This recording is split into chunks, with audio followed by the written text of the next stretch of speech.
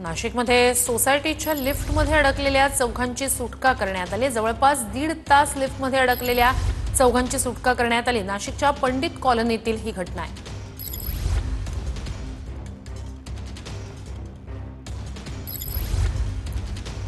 तर नाशिकमधली ही दृश्य आपण पाहतोय। तब्बल 1.5 तास लिफ्टमध्ये अडकलेल्या चौघांची अखेर सुटका करण्यात आलेली आहे।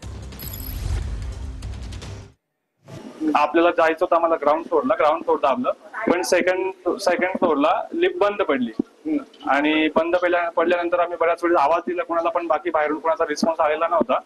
त्याच्यानंतर जे आमच्याकडे नंबर होता, जे चेअरमन आपले सोसायटीचे चेअरमन, त्यांना कॉल केला।